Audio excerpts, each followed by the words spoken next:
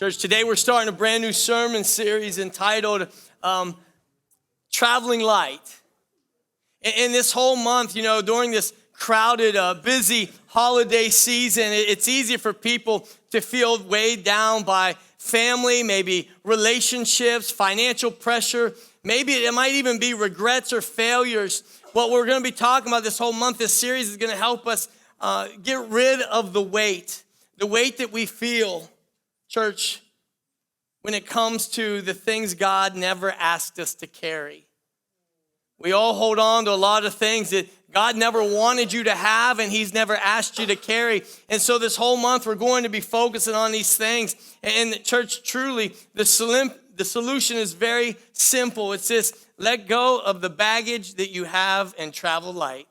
So we're going to be talking this whole month about traveling light. In Romans chapter 8, verse 5, it says this: for those who live according to the flesh set their minds on the things of the flesh, but those who live according to the Spirit have their minds on things of the Spirit. Church, this whole month, I'm going to remind you every week, this world is not our home. It really is not. This world is not our home. And I know for me personally, as I travel through life, and it amazes me how much of the wrong stuff, me personally, I end up accumulating. We can go through my house and my drawers and my closets. I got a lot of stuff, but then also too, the things I accumulate maybe is the worry, the baggage of past failures of my life, sins of my life, maybe even the shame from those things. I accumulate just like you do. I accumulate hurts. I accumulate, physical junk. At church, even times I accumulate seeds of discontentment. But I want to talk about letting go of that stuff. For all of us to let go of that stuff. Church, this phrase I want to give to you, you're going to hear it a lot this month. So if you write stuff down during the sermon, I really want you to write this down. It's better to have less of what doesn't matter and more of what does matter. It's better to have less of what doesn't matter and to have more of what does matter. See, everything in today's culture screams absolutely opposite of that, doesn't it? The world screams to us all the way from the top of the roof that you need stuff. You need to accumulate things. And church, listen, this goes all the way back to the beginning of time. It really does. See, God created Adam and all the things of the creation. And what did God say about his creation? He said it was good. He said it was good. But though it really wasn't good for Adam because he was missing something, wasn't he? Adam was missing something. He kept losing his keys. And so God had to create a helpmate for him to keep him straight, right? To keep him in line. And so after God created Eve for Adam, he went and he told Adam and Eve, he said, I want you to be fruitful. And he said, I want you to multiply. And he gave them every single thing, church, that they needed. Everything that they needed. What could be better than that, right? What could be better than that? But he told them the one thing. He said, I don't want you eating the fruit off the tree of knowledge. So then Satan, the serpent, came and he says to them, so did God really tell you that you can't eat the fruit off of that tree? He poses this question to him and makes them think. And so all the way back, church, all the way back to the first creation story, you see the very first lie that some of us, that we struggle with today. And it's this: what you don't have. All the blessings, church, all the blessings that God has given you, but what you don't have, the enemy will tell you that's what you need. He'll tell you that's what you need. What you don't have is what you need to be happy, the enemy will tell you. What you don't have is what you need to be fulfilled. He'll tell you that, church. What you don't have is what you need to feel complete. And if you think about this, many of us, we grew up believing this lie. That there was something else out there. There's one more thing just within my grasp. If I had that one more thing, it's exactly what I would need in my life to feel complete. It's exactly what I would need in my life to be happy and to be fulfilled. And some of us grew up that way. We grew up believing this. that there's something else out there. You know, and the world loves to tell you this, church, more is always better, right? More is always better. The world tells you that constantly, so you think, if I have more, then it will be better. You know, when I was a kid growing up, I loved those circus peanuts. You know what I'm talking about, them little orange marshmallow things? Yeah, almost everybody says the same thing. They're gross. I loved them when I was a kid. My grandma would invite us down to her house to spend the weekend, and we would go one at a time. She had a lot of grandkids. And she would buy you one special thing. So my grandma bought me these circus peanuts. And she said, you can have a couple. That wasn't enough. See, even as a little boy, I would wake up at 5 a.m. It's ingrained in me. I should have been a farmer maybe, I don't know. But I would wake up at 5 a.m. and you know what I wanted for breakfast? Grandma didn't wake up till 10. I wanted circus peanuts. Ate one, ate two, that's good. But you know what? More is always better, church. Always better, the enemy will tell you. So I ate the whole stinking bag of them. And guess where my breakfast ended up on? Right on my grandma's living room floor. Right there. Because more is better, the enemy will tell you. Church, Ecclesiastes chapter 4. Look at this with me, please. This verse right here is going to mean a lot to us today. Ecclesiastes chapter 4, verse 6 says this: better one handful with tranquility than two handfuls with toil and chasing after the wind. Those are some wise words right there from Solomon, church. So in other words, it's better to have less of what doesn't matter and more of what does. And why is it better? I told you this before, a whole nother sermon series, because life is too valuable, your calling, church, is too great, and your God is too good to waste your life on stuff that doesn't last. Jesus warned us about this. He did. He warned us about this. There's a story in the Bible. There were two sons who they were really excited about their inheritance. If you'll look with me at Luke chapter 12, verse 15. And so Jesus speaks these words to him. It says this: then he said to them, watch out. I want to stop there for a minute. Do you understand when someone says, watch out, that means maybe you're going to get hit by something. Something's going to fall on you, right? Be careful where you're walking. Watch out. So Jesus says to these two dudes, he says, watch out. Be on your guard against all kinds of greed. Life does not consist in an abundance of possessions. An abundance of possessions. Church, my life, your life, does not consist of stuff. I want you to understand something today. You are not what you have. The world's going to tell you that. You are not what you have, and you are not what you wear. That's not who you are. And see, the lie is this, is what you don't have is what you need. You know, I spent a lot of my life thinking that way. You know, what you don't have is what you need to be awesome. You know, what you don't have is what you need to fit in. What you don't have is what you need to feel satisfied. What you don't have is what you need to feel content or to be significant, right? That's a huge lie the enemy will tell you. And the lie is what you don't have is what you don't need. And he is pushing that agenda hard on us. And we struggle with it around this time of year, don't we? We really do. My mom and dad had 5 kids, and you know when this is the old days, okay, I'm really going to show my age here. When the J.C. Penney's catalog came out, we each got a different color crayon, and we were circling the snot out of that Penney's catalog. But we wanted everything in there. But see, what about this, church? Think about this. What if the stuff you have is robbing you from the life that you actually want? What if the stuff that you have is actually robbing you from the life you actually want? And I'm not even talking about physical stuff. It might be things that you're carrying, some baggage in your life. It might be some emotional struggles. It might be some past hurts, some past sins, some things that's been done against you, right? And so what if the stuff that you have is robbing you from the life that you want? I want to remind you what it says in Ecclesiastes, right? Better one handful with tranquility than 2 handfuls with toil and chasing after the wind. So I want to give you 3 thoughts today, what we're going to call one handful living, all right? 3 thoughts on one handful living. And the first thing is this: throw it out.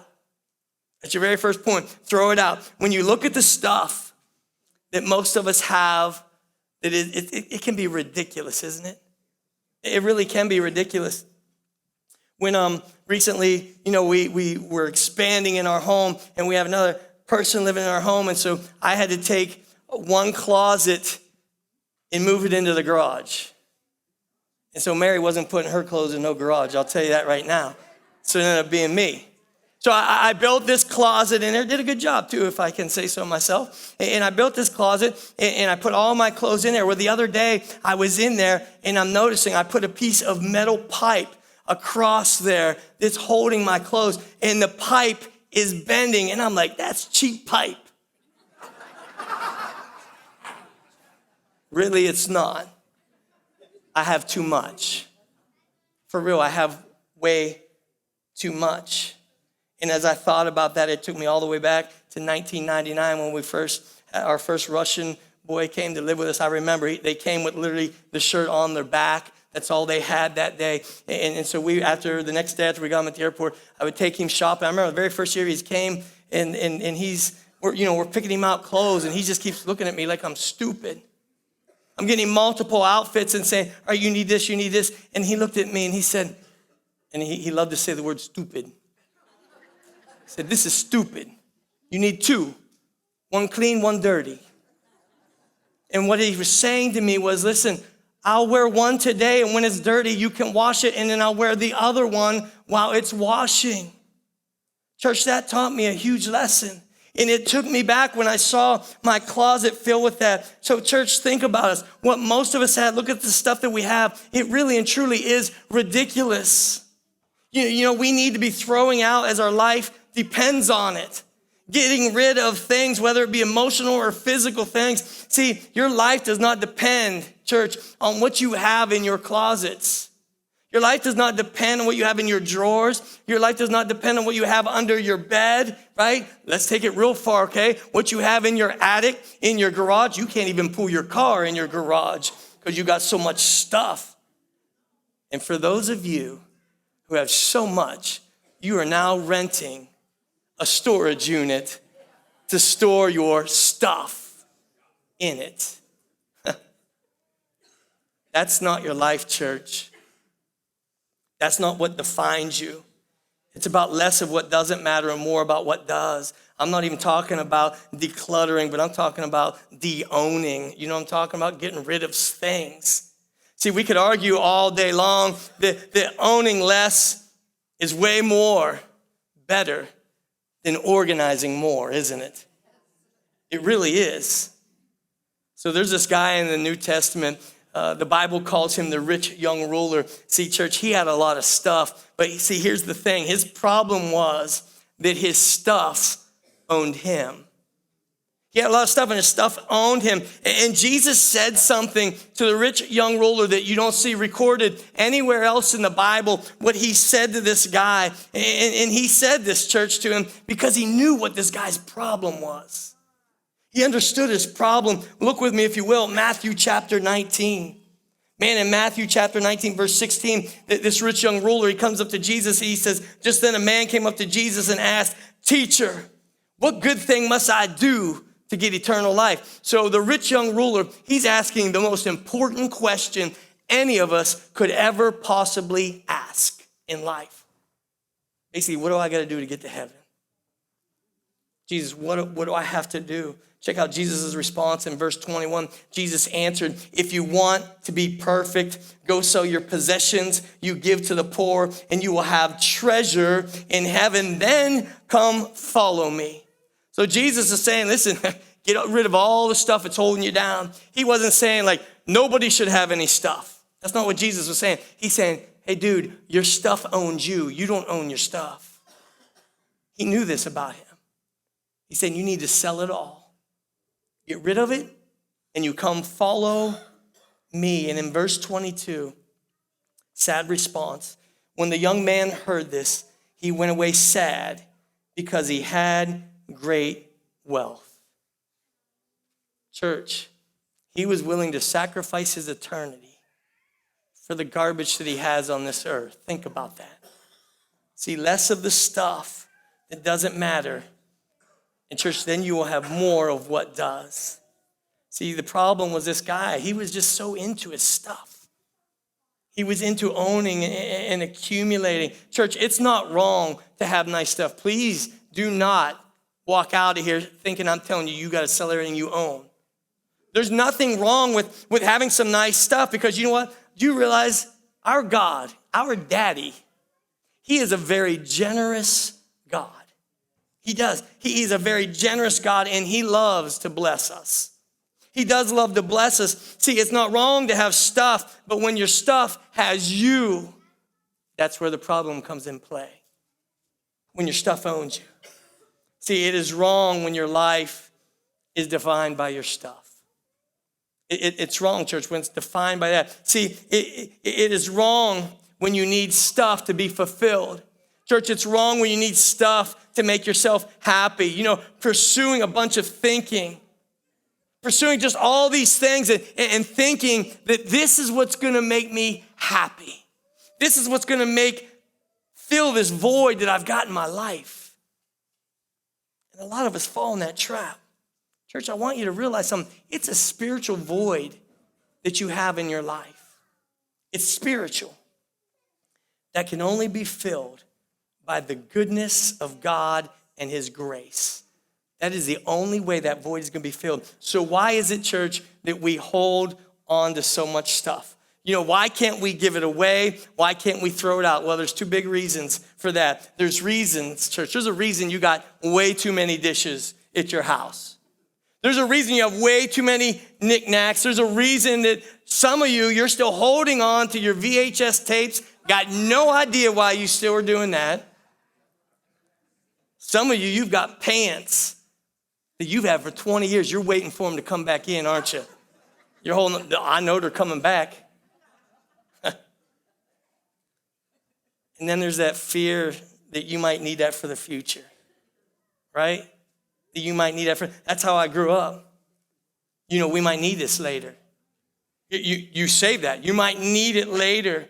Church, do you realize that can be a tremendous lack of faith?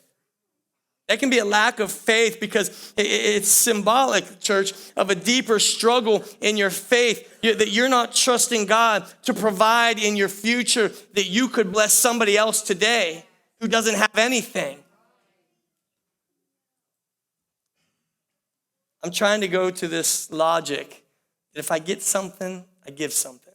You know what I'm talking about? Get a brand new sweater, get rid of my old sweater, right? I get a brand new toy. I still like toys. I get rid of one of my old toys, right? But that's the policy we're trying to do. You get something, you give something. And if you don't use it in a year, I'm big on that. I love it when I'm at home and everybody else is at school. We ain't using it in a year, it's gone. And you know what? 9 times out of 10, nobody ever says, hey, have you seen... Nope, doesn't happen at our house. If you don't use it in a year, you give it away. And why do we not often give, church? It's because of fear. It really is. It's because of fear. And not only is it because of fear, it's also because of sentiment. How many of you are sentimental people? You know what I'm talking about? You've got that first drawing that your kid made in first grade. How cute. You should keep that. But you've got the second one and the third one and the fourth one. Oh, let's go to second grade, right? I got the first one in second grade. And you're saving all these things, right? You got that very first outfit that your child wore. Not only the first outfit that they wore, you've got all the outfits that they've ever owned, and you're storing them in the basement. Some of you people are sick. You got that first dirty diaper maybe that your kid, right? Oh, it's so sentimental. You get rid of it, church. You thank God for the stuff. Listen, you thank God for the stuff and that it served its purpose, then you give it away or you throw it away. Remember Ecclesiastes chapter 4, verse 6, better one handful with tranquility than 2 handfuls with toil and you're chasing after the wind. So we throw it out. So going back to that handful of living, the second point in that one handful of living is this. Your first one was throw it out. The second one is this, we buy less. We buy less. Some of you are shrinking down your seat right now. You're like, ooh, Black Friday and Cyber Monday just happened and I broke the bank. right? You're going to invite the UPS guy to your house for family reunions because he's hanging out there so much. We fail at that, don't we? Do you realize this? I read this statistic this week. 62% of people admit to shopping to cheer themselves up. Retail therapy, right? You know, I feel down, I feel depressed, so I will go shopping to cheer myself up. I want to cheer myself up. It's my form of entertainment. That's how I entertain myself, right? You know, I want something new, I want something clean, so I'm going to go buy something. It gives you that momentary significance that you buy something you don't need with money you really don't have, so you can impress people that you don't even like, right? And it's something that gives you like that dopamine rush, that temporary high. Because what I don't have, the enemy's gonna keep telling us, because what I don't have is what I need to feel fulfilled, to feel complete, and to feel satisfied. Psalm 119, turn there with me if you will, please. In Psalm 119, verse 36 and 37, it says this. It says, cause my heart to bow before your words of wisdom and not to the wealth of this world. Church, there's a lot in that verse right there. And then it goes on to say in verse 37, help me turn my eyes away from the illusions so that I pursue only that which is true. Drench my soul with life as I walk in your paths. Church, another version says this, help me turn my eyes away from meaningless things. From meaningless things. You know, I want all of us, myself included, I'm just as guilty, all right? I want all of us to get to a place where our lives are so filled with the goodness of God that we don't need things to help us feel better about ourselves. And we don't need things to get us there because you're so filled with the goodness of God that you don't need things to define who you are because Jesus, do you realize this, church? He has already defined who you are. He tells us that you are victorious, right? He tells you that you are a child of the one true King. Your clothes and your things do not need to define who you are. You know, I'm trying to do this in my life a lot. And like I told you, church, I struggle with it just as much. But Mary and I, we've decided, we're really trying hard to do this, that we want to do experiences over things. You know, instead of going to Walmart and buying a toy for our grandkids that, you know what, they'll look, woo, and they'll throw it away. And then 6 months later, you find it under the bed, it still ain't been opened yet because they got 60 toys that day. So we're trying to do experiences with them. Church, I don't know about you, but I remember way more experiences that I had in my lifetime with people than I do about the stupid stuff that I got. Yeah, I remember so well my mom taking us swimming every single day out to Lake Marvin, Johnny's Landing, whatever you want to call it. She waited till my dad went to work and then she took us every day in the summer. You know, I remember my Uncle Jerry coming over to my house every Sunday. You could set your watch by it. And that dude would take all of us on. I had a big family. He would play kickball against all of us kids against him and win almost every time. I remember that experience. I remember going fishing with all my cousins and my grandma. I remember camping with my brother out in the woods for days upon days. I remember those things. It's experiences over stuff. Church, it's about on the other side of stuff, there's freedom. Do you realize that? There is freedom for joy and a time for relationship. God wants to have a relationship with you and I. He also made you a relational being. You sitting there crossing your arms and they say, I don't like nobody. Yes, you do. We are made to have relationships with people. Our God is relational. And he created us as him, like he is. So finally, the third thing for that one-handed living is this, right? We talked about throw it out. We talked about buying less. And the third one, church, this is the one that's going to get us hard right here, is you give more. You give more. 1 Timothy chapter 6, if you look at this with me. 1 Timothy chapter 6, verse 17. It says this, command those who are rich in this present world. I'm going to stop right there. When I was a kid growing up in the church, every time the Bible would talk about a rich person, I'm like, that ain't me. We're poor, maybe middle class, lower middle class. That's how I looked at it. I would completely turn out. I want you to think about something. I want you to think about this verse I'm about to read to you from a global perspective, okay? From a global perspective. How many of you, if you drove to church today, I don't care if you got a beater or you got a brand spanking new Cadillac, if you drove to church today, you are on the top 5 to 7% of the richest people in the world right now. If you had the option yesterday of having 3 meals, you might only ate 2, you might only ate 1. But some of you had a 4th meal, Taco Bell, right? After 10. But if you had the option of 3 meals a day, you're rich people. You are in the top 40% of the people who are alive today.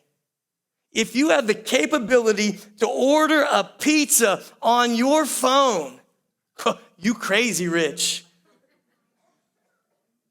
We are rich people, church. When you look at the total population of the world, every single one of you here, I don't care how much money you make, you are wealthy. You are rich. And so, listen, this verse, I'm going to go back to 1 Timothy chapter 6. This verse is for you. It really is. This verse is for you. I want you to hear it. I want you to feel it. I want you to internalize it. I want you to become it. Now let's go back to it. Command those who are rich in this present world, that's all you people, not to be arrogant, nor to put their hope in wealth, which is so uncertain, but to put their hope in God, who richly provides us with everything for our enjoyment. Command them, church, to do good. It doesn't say command them to buy more. It says command them to do good, to be rich in good deeds, to be generous and willing to share. In this way, they will lay up treasure for themselves as a firm foundation for the coming age, so they may take hold of the life that is truly life. Church, do you know what he's saying right there? When they will lay up treasure for themselves as a firm foundation for the coming age. You've heard that statement, treasures in heaven. That's what he's talking about. That you're laying up treasures in heaven by being generous, by being willing to share, being rich in good deeds, right? And so your life, church, does not consist in the abundance of your stuff. But when you are a blessing, think about this for a minute, church. When you are a blessing, when you overflow with the goodness of God and you are generous, church, this is the life that truly is life that he was talking about there in 1 Timothy. Less of what doesn't matter and more of what does. You know, when I think about stuff, I never really get emotional. You know what I mean? I really don't. I don't get emotional. I don't get emotional. You know, when I got the new iPhone 13, I didn't lay in bed that night and just start weeping. And so excited that I got the new iPhone 13. I didn't do anything. I did not get emotional about it. I didn't lay there and say, Lord, I feel so close to you right now because this thing's 5G. No, I didn't do that. You know, church, when I finally got the new pair of tennis shoes I've been wanting for a long time, right? I didn't sit there and cry for a while about it. It didn't overtake me at all. I have no emotional stories, even about keeping things, church. I don't have any emotional stories about keeping things. You know, when I'm going to give sacrificially this amazing cause, whatever it is the church is doing at this amazing cause. But you know what, man, I'm so glad I didn't, because I took my family to Chili's and we all ate. It was an emotional good time for us. No, it doesn't work that way. Or it's kind of like that Theo, like, you know, I got a brand new fridge. The old one still worked. I didn't like the color. So I got a brand new fridge, but you know what? I put the old one in the garage. I didn't get emotional about it. That I'm so excited I have a spare. I'm so excited I didn't give it to that young single mother who desperately needed one. Because you know what? We have 2 parties a year, and we like to keep all our Cokes cold. No, it doesn't happen that way, church. I don't get emotional about that. But I tell you what, I have so many emotional giving stories I could tell you about. Of the way God's goodness just overcame me because I did something that he commanded me to do. Did I bless someone? Did I wanted to help someone? Did I wanted to do something? And let me tell you what, church, I have laid in bed at night and God just pours right through me from that. Knowing that I was faithful to what he called me to. That I was obedient. And I remember my first tithe, the first time I was tithing. You know what, church? I was that guy. I'm going to tell you right now. God blessed me with a crazy good job. And a job that I didn't deserve and I definitely wasn't qualified for, but I'll tell you right now, God gave it to me. And I was that $1 Sunday guy. You know what I'm talking about? I'm going to throw a buck in there in case someone's peeking at me out of the corner of their eyes. One day I'm sitting in church and man, God convicted me. And I remember writing that check. For those of you who don't know what a check is or VHS tape, you Google that after church. It'll tell you, okay? So I'm writing that check and I'm sweating bullets. I'm not kidding you because that was a lot of money to me. And I remember sitting there going, oh, I don't know. And the offering plate comes by and you're kind of like doing, do I want to throw it in? I threw it in. I tell you what, church, God blessed me. I really and truly felt close to God because I was doing what he commanded me to do. I was faithful to him because he was so faithful to me, church. I remember of giving till it hurts. Have you ever done that? Where you felt God tell you to do something, you're like, you're crazy, God. He's like, I want you to. And you give till it hurts. I remember, church, downsizing, and we were really blessed. We had a really large home. Before I moved into the church's parsonage, this house is literally half the size of it. And we downsized from a house. It was twice the size. I'm talking twice as many rooms, and they were all furnished. And Mary says, I said to Mary, should we have a yard sale? We ain't having no yard sale. Too much work, right? So I just started giving it away. Church, I was blessed. Hey, you need a couch? I got a couch for you. You need this? I got this for you. And I laid in bed at night feeling blessed by my Heavenly Father because I was doing what he called me to do. Church, I want to give it to you one more time. Ecclesiastes chapter 4, verse 6. Better is one handful with tranquility than 2 handfuls with toil and the chasing after the wind. Less of what doesn't matter and more of what does. Churches, I asked the praise team to come up here this morning. As we're getting ready to close this service out, I have a couple questions for you that I really and truly, I want you to answer this morning. 2 questions, and the first one is this.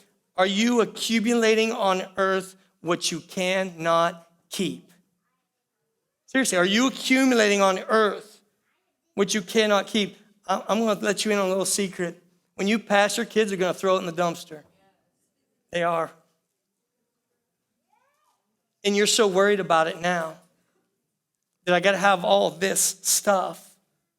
And the second thing, church, but no, think about this. Too many of us, you know what? We are trying to fill a spiritual void with material things, and we're not wanting to give or let go. The second thing is this, man, this is really important. It's this. Are you investing in heaven what you cannot lose? That nobody can steal from you? Nobody can take from you? You can't forget where you put it? God's the one that's taking care of that. Are you investing in heaven what you cannot lose? I'm talking about storing treasures up in heaven. I wasn't honest with you. I'm going to say it one more time. Ecclesiastes chapter 4, verse 6. Better is 1 handful with tranquility than 2 handfuls with toil and chasing after the wind. So church, how many of you this morning are you free from the lies that the enemy's been telling you? That you've got to have all the things that we do. Maybe this morning, there's somebody who heard this message and you're like, man, I need to give some stuff away. But it's stuff that I've been holding on to emotionally. Maybe it's stuff that it's affecting you physically because you're holding on to your sin. You're holding on to your shame. You're holding on to all the things where you fell short of what the Bible calls the glory of God, and you're holding on to it. And the reason you're holding on to it is because you do not know Jesus Christ personally, because he says, listen, give it to me. I'll take it. I'll take your junk. I'll take your sin. I'll take your shame. I'll take everything. And I will make you brand new. Brand new. And so if that's for you this one, I really want to encourage you, let today be the day that you're going to give something up. I'm talking about your old life, never to circle back there again. So if that is for you and the Lord is touching your heart this morning, I really, truly, I want you to come forward. There's people up here who will pray for you, pray with you, and you can receive that salvation that the rich young ruler was questioning. And for the rest of you body of believers, those of you who are already saved, I want to ask you this. Are you buying into the lie that the enemy is continuing to pound down on you? Are you forgetting your calling? Are you recognizing the fact that God has called you to something bigger, to be generous, to give it away, to bless other people with the riches and the gifts that he has given to you? So how about it, church? Let's stand together and let's sing. I really and truly want to encourage you to respond this morning.